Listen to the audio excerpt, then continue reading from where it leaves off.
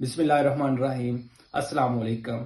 Dear friends, मौजूदा हालात के पेश नज़र जहां मार्केट और मुआशी सरगर्मियां इंतहाई सुस्त रवि का शिकार है, वहां आपको तकरीबन हर दूसरा बंदा साइड बिजनेस और मुख्तलिफ इनकम एवेन्यूज को तलाश करता नजर आएगा।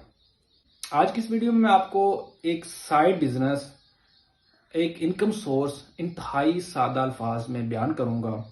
उम्मीद करता हूं अगर आपने ये वीडियो गौर से देखी और इस पर प्रैक्टिस की तो आप इस सोर्स ऑफ इनकम से पैसा कमा सकते हैं। जब कोई कंपनी अपना बिजनेस स्टार्ट करती है तो सबसे पहले उस कंपनी के मालिकान जो होते हैं वो अपनी जेब से पैसा लगाते हैं। उसके बाद अगर मजीद सरमाए की जरूरत होती है तो वो बैंक से कर्जा लेते हैं। अगर मजीद बिजनेस को एक्सपेंड करना है, बढ़ाना है, तो कंपनी क्या करेगी? अपने शेयर्स बेचेगी, लोगों को बुलाएगी कि मेरे पास इतने शेयर्स हैं और आप इन शेयर्स के बदले हमें पैसे दें और आप कंपनी के हिस्सेदार बन जाए। फर्ज करें एक कंपनी को 1 लाख रुपया चाहिए। अब कंपनी क्या करेगी?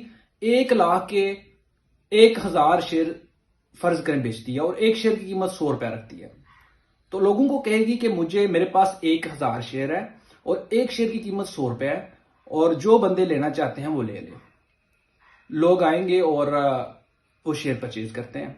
एक बंदा 100 शेयर भी ले सकता है, 10 शेयर भी ले सकता है और जितने शेयर लेगा उसकी कीमत कंपनी को पे करेगा और कंपनी उनको इसके बदले में एक रसीद देगी, एक शेयर पेपर देगी और उसके ऊपर टर्म्स एंड कंडीशन और कंपनी के साइन और स्टैंप होगी। वो शेयर बंदा आगे, कोई भी बंदा जो परचेज करता है वो उसको आगे सेल भी कर सकता है। फर्ज किया उसने एक शेयर 100 रुपए का परचेज किया और कुछ ही अरसे के बाद उसने वो शेयर कंपनी की जब मार्केट बढ़ी, कंपनी का बिजनेस एक्सपेंड हुआ, तो वो शेयर जो है जो उसने 100 रुपए का परचेज किया था वो 200 रुपए में भी सेल कर सकता है।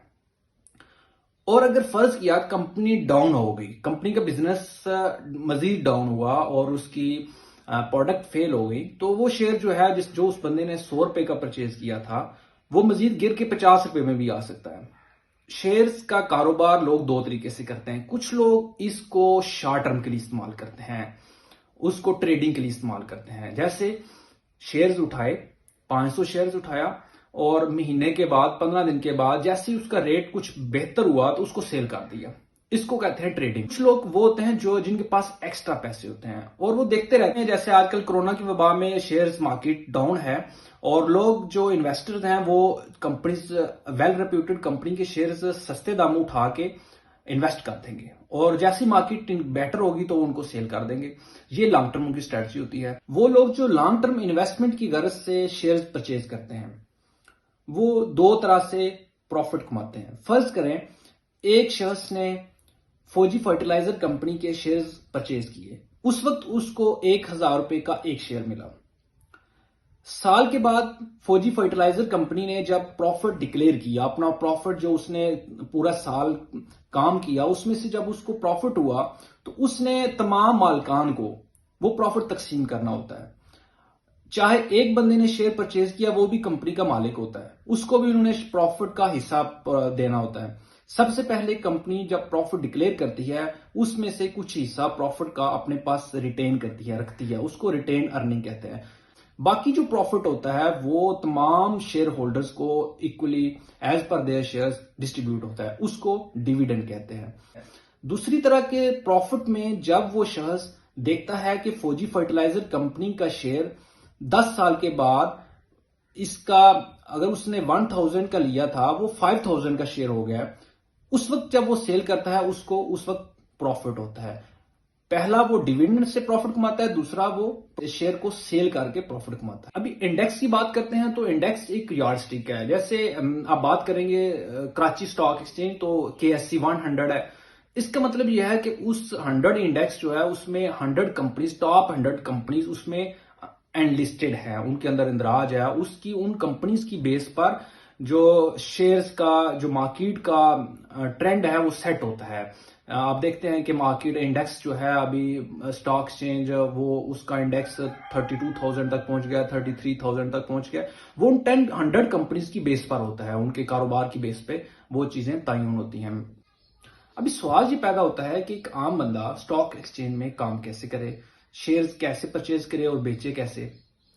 इसके लिए सबसे पहले तो आपको ब्रोकरेज अकाउंट खोलना पड़ेगा। ब्रोकरेज अकाउंट क्या होता है? ये ऐसे ही है जैसे आप बैंक में अकाउंट ओपन करते हैं, इसी तरह जो ब्रोकरेज फर्म है उनके साथ आप अकाउंट ओपन करेंगे। पाकिस्तान में मुख्तलिफ ब्रोकरेज कंपनीज, ब्रोकरेज फर्म्स काम कर रही होती हैं जो स्टॉक एक्सचेंज के साथ मुंसलिक होती हैं। उसमें से चंद एक जो है उनका नाम मैं आपको बता भी देता हूं, जैसे IGI है, आगे अकील करीम डेडी है, उसकी ब्रोकरेज फर्म है। इसी तरह आरफ हबीब सिक्योरिटीज है। मुख्तलिफ आप गूगल पे सर्च करेंगे top 10 brokerage of Pakistan, top 10 brokerage securities, तो वो उनके नेम आ जाएंगे। आप उनको सर्च करें, उनको अच्छी तरीके से स्टडी करें, फिर उनके साथ अकाउंट खोलता है और उसमें एक फॉर्म होता है जो आपने फिल करके उनको भेजना होता है। और इनिशियल डिपॉजिट जैसे 25,000 से लेके 50,000, लाख, मुख्तलिफ ब्रोकरेज फर्म के मुख्तलिफ इनिशियल डिपॉजिट होते हैं। वो पैसे आपके ही होते हैं, जैसे आप अकाउंट खोलेंगे वो आपके अकाउंट में डाल जाएंगे और उससे आप शेयर्स का लेन देन कर सकते हैं। और अभी शेयर्स जब आपका अकाउंट खुल जाएगा, जब अकाउंट आपका ओपन हो जाएगा, तो उसके बाद आपने क्या करना है कि फौरी से शेयर्स परचेज नहीं करने। उसके लिए भी आपने मार्केट की सर्च करनी है, क्योंकि स्टॉक एक्सचेंज एक रिस्की काम होता है। इसमें आपके पास मार्केट का नॉलेज होना बहुत जरूरी है। आपने ये नहीं करना कि जैसे अकाउंट ओपन किया और उसी वक्त आपने 1 लाख रुपया उसमें डाला और 1 लाख के आपने देखा मार्केट में, देखा कि ये चीजें, इनके शेयर्स की प्राइस डाउन है और फौरी पिक कर ली, परचेज कर लिए। ऐसा नहीं करना। आपने सबसे पहले मार्केट सर्च करनी है, उसका हिस्ट्री देखनी है, उस कंपनी की आप देखेंगे, ओपन करेंगे, उसके फाइनेंशियल्स देखेंगे कि इसने पिछले साल कितनी अर्निंग हुई है, उससे पिछले साल कितनी हुई है, उसका मार्केट शेयर की क्या ट्रेंड्स थे, कब उसका बढ़ा है, कब कम हुआ है।